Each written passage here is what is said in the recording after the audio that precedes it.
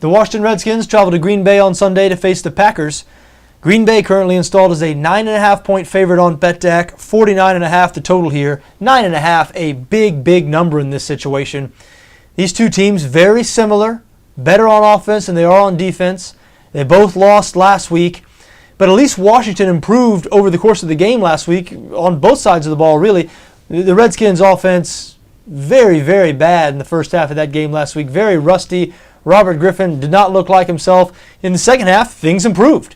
Griffin shook off that rust, threw the ball the way he threw it last year. Washington moved the ball at will throughout that second half.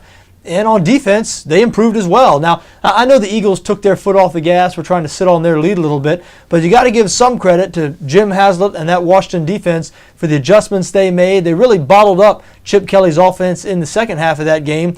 And they almost been able to come back. I mean, Washington almost came back at the end of that game.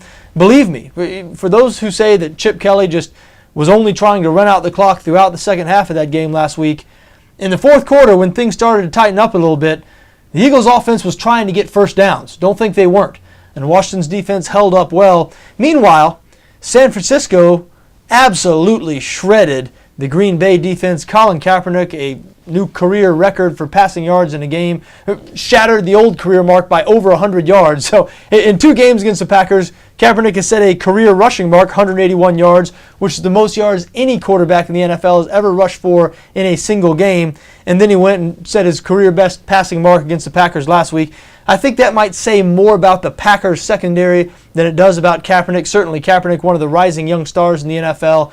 But I'm not sure he's going to be throwing for 400 yards every week. Watch him this week on the road against Seattle, and then tell me whether last week's performance was more about the Packers secondary or about the 49ers passing attack.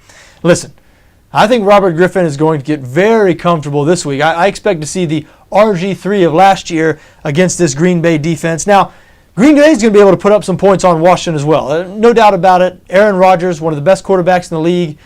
The Redskins, even though they played better on defense in the second half of last week's game, they're not great on that side of the ball. They're going to give up some yardage and some points in this game. But again, the number is 9.5.